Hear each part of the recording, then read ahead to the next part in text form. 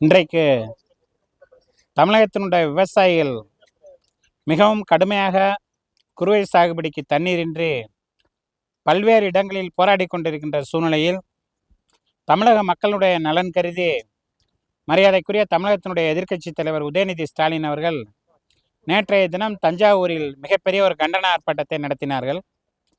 அதில் நானும் அந்த மேடையில் இருந்தேன். தம்பி ஐயப்பன் ஒன்றிய செயலாளர் இளங்குமரன் போன்றவர்களும் பல்வேறு துணை கூட்டணி கட்சிகளை சேர்ந்த தலைவர்களும் அந்த மேடையில் இடம்பெற்றார்கள். கீழே இருப்பவர்கள் ஒரு சில கோஷங்களை இட்டார்கள்.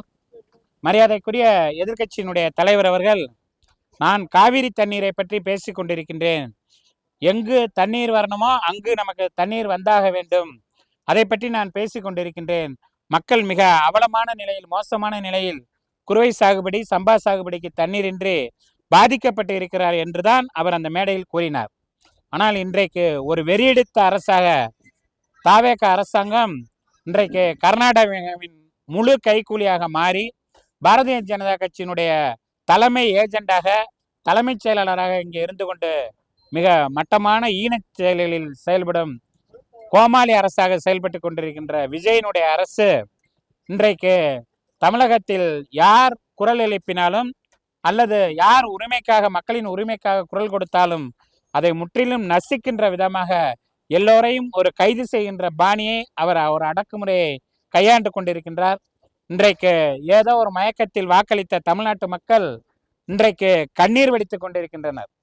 காவேரியில் தண்ணீர் வராவிட்டாலும் இன்றைக்கு தமிழகத்தில் இருக்கின்ற பெண்கள், ஆண்கள் உள்ளிட்ட அனைவரும் இன்றைக்கு ஏன் விஜய் அரசாங்கத்திற்கு வாக்களித்தோம் என்று கண்ணீர் விட்டு கதறுகின்ற நிலைமையில் இருக்கின்றார்கள். அவர் வாக்குறுதியில், தேர்தல் வாக்குறுதியில் சொன்னார், 2500 ரூபாய் பெண்களுக்கு நான் ஆட்சிக்கு வந்தவுடன் உடனே தருவேன் என்றார். இன்றைக்கு அதை பற்றி வாய் திறக்க மறுக்கிறார். உடனே பேருந்தில் எல்லோரும் எல்லா பேருந்திலும் இலவசமாக செல்லலாம் என்றார். அதிலும் இன்றைய வரைக்கும் கையெழுத்து போடவில்லை. பெண்கள் ஆவலோடு காத்து கொண்டிருக்கின்றார்கள். இப்படி எண்ணற்ற திட்டங்கள், 200 யூனிட் மின்சாரம் தருவேன் என்றார். ஆனால் இன்றைக்கு சாதாரணமாக இன்றைக்கு 100 ரூபாய் கட்டி கொண்டிருந்த சகோதர சகோதரிகள் இல்லத்திற்கு 3000 ரூபாய், 4000 ரூபாய் கடந்த மாதம் மின்சார கட்டணமாக வசூலிக்கப்பட்டு வருகின்றது. அதிகாரிகளிடத்திலே சொன்னால் மெத்தனமாக அவர்கள் நீங்கள் வருகின்ற பணத்தை கட்டித்தான் ஆக வேண்டும் என்று சொல்லிவிட்டு, அல்லது பீஸ் கேரியரை பிடுங்குவோம் என்ற அடாவடித்தனமாக மின்சாரத்துறையில் ஒரு கொடுங்கோலாக இன்றைக்கு மக்களிடம் அடாவடித்தனமாக பண வசூல் செய்யப்பட்டு கொண்டிருக்கின்றது. ஆனால் மரியாதைக்குரிய தமிழ்நாட்டினுடைய முதலமைச்சர் திருச்சியில் சென்ட் ஜோசப் கல்லூரியில் பேசும்போது என் வாயில நல்லா வந்துடும் அப்படின்னு தமிழ்நாட்டு மக்களுக்கு ஒரு செய்தியை சொன்னார். ஆனால் இன்று வரை அவர் வாயில எதுவுமே வரவில்லை, அவர் வாய்க்கு என்ன கேடு வந்தது என்று தெரியவில்லை என்று தமிழக மக்கள் எல்லாம் இன்றைக்கு வேண்டிக் கொண்டிருக்கிறார்கள். அவருக்கு நல்லா ஆகணும் அவர் வாய், ஏன் வாயில நல்லா வந்துருன்னு சொன்ன மனுஷனுக்கு வாயே திறக்காமே இருக்காரு அப்படின்னு சொல்லிட்டு. உங்களுக்கெல்லாம் தெரியும், அவர் திரிசாவை பற்றி, நடிகை திரிசாவை பற்றி தவறாக சித்தரித்து பேசிவிட்டார்கள் என்று ஊடகங்களுக்கும் தமிழக மக்களுக்கும் நன்றாக தெரியும். மறைந்த நடிகர் அஜித்குமார் அவர் தாயாரினுடைய இல்லத்திற்கு சென்ற போது திரிசாவைத்தான் அவர் அழைத்து சென்றார். மற்றொரு திருமணத்திற்கு சென்ற போது திரிசாவைத்தான் அழைத்து சென்றார். சங்கீதா கோர்ட்டு படியேறி கொண்டிருக்கின்ற நிலையில் திரிசாவை நீங்கள் எங்கெங்கெல்லாம் அழைத்து செல்கிறீர்கள் என்பதை நாட்டு மக்கள் பார்த்து கொண்டுதான் இருக்கிறார்கள். இதற்கு உங்களுக்கு விரைவில் ஒரு பாடம் புகட்டுகின்றவர்களாக நீங்கள் வழக்கின் மூலமாகவோ அல்லது காவல்துறையை வைத்து கொண்ட மக்களின் வாயை நிரந்தரமாக மூடிவிடக்கூடாது என்பதை சகோதரர் விஜய் அவர்கள் புரிந்து கொள்ள வேண்டும். இன்றைக்கு ஆதவ அர்ஜுனாவாக இருந்தாலும் சரி, நிர்மல் குமாராக இருந்தாலும் சரி, கலைஞரை பற்றி அவர்கள்லாம் பேசுவதற்கு என்ன தகுதி இருக்கிறது என்பதை தமிழ்நாட்டு மக்கள் எண்ணி பார்க்க வேண்டும். கலைஞர் 80 ஆண்டு கால பொது வாழ்க்கைக்கு சொந்தக்காரர், மறைந்து விட்ட தலைவர், நம் நெஞ்சமெல்லாம் நிலைத்திருக்கின்ற தலைவர், உலகத்தில் இருக்கின்ற தமிழ் மக்களுக்கெல்லாம் ஒரு உன்னதமான தலைவராக 13 வயதில் தெருவில், திருவாரூர் தெருவில் வந்து இந்தி ஒளிக என்று குரல் கொடுத்த ஒரு உத்தம தலைவரை பற்றி அன்றைக்கு பிறக்காதவர்கள்லாம் இன்றைக்கு பேட்டி கொடுத்து கொண்டிருக்கின்றார்கள். நிர்மல் குமாரை பற்றி உங்களுக்கு தெரியும், அவர் காக்கி ட்ரௌசர் போட்ட RSS இயக்கத்திலிருந்து வந்தவர் என்பதை தயவு செய்து நீங்கள் புரிந்து கொள்ள வேண்டும்.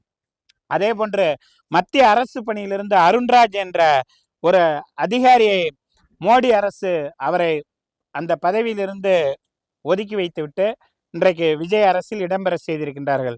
இப்படி திட்டமிட்டு பாஜகவின் கைக்கூலியாக செயல்பட்டு கொண்டிருக்கின்ற அரசு மக்களுக்காக குரல் கொடுக்கின்ற ஆட்சியில் இருந்தாலும் இல்லாவிட்டாலும் ஆட்சியை தலைவர் கலைஞர் அவர்கள் சொல்லியிருக்கின்றார்கள், என் தோளில் கிடக்கின்ற துண்டு, அதை விருப்பப்பட்டால் அணிவோம் அல்லது தூக்கி எறிந்துவிட்ட மக்களுக்காக களத்தில் போராடுவோம் என்று சொன்ன ஒரு உத்தம தலைவனுடைய வழியில் நடக்கின்ற இயக்கம் திராவிட முன்னேற்ற கழகம். இன்றைக்கு ஆட்சி போய்விட்டதே என்று நாங்கள் பதறவில்லை. இந்த காவல்துறை எங்கள் கையில் இருந்தது. நாங்கள் நினைத்திருந்தால் உன்னை பிடரியை பிடித்து 41 பேரை கொன்ற போது கரூர்ல இழுத்து கொண்டு நாயை போன்று உன்னை உட்கார வைத்திருக்கலாம். ஆனால் அன்றைக்கு முதல்வர் அவர்கள் மனிதாபிமானத்தோடு ஒரு பொதுக்கூட்டத்தில் நடப்பது இது இயல்பு என்று சொன்ன மரியாதைக்குரிய முதல்வர் அவர்களுக்கு இன்று விஜய் பாடம் கற்பித்துக் கொண்டிருக்கிறார். இந்த பாடத்தை தமிழக மக்கள் பார்த்து கொண்டிருக்கிறார்கள். உனக்கு தக்க பாடம் புகட்டுகின்ற நாள் வெகு விரைவில் என்பதை விஜய் நினைத்து கொள்ள வேண்டும்.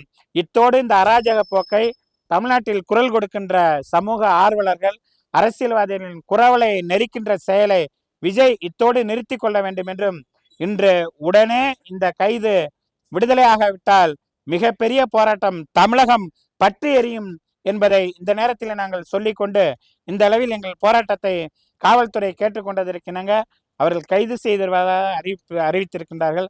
அதற்கு உடன்பட்டு, அந்த நடவடிக்கைக்கு உடன்பட்டு நாங்கள் ஒத்துழைக்க தயாராக இருக்கின்றோம். எங்கள் தலைவரை கர்நாடகாவின் கைக்கூலியாக இருக்கின்ற விஜய் இன்று வரை நீட்டு பிரச்சனையை பற்றியோ அல்லது காவேரி நீர் பிரச்சனையை பற்றியோ பொதுமக்களுடைய பிரச்சனையை பற்றிய ஒரு வார்த்தை கூட வாய் திறக்காத முதல்வர் இந்த தமிழகத்திற்கு வந்திருக்கிறார் என்றால் இது தமிழகத்திற்கு இழைக்கப்பட்டிருக்கின்ற மிகப்பெரிய கேடு என்பதையும், இவர் விரைவில் தூக்கி எறியப்பட வேண்டும்.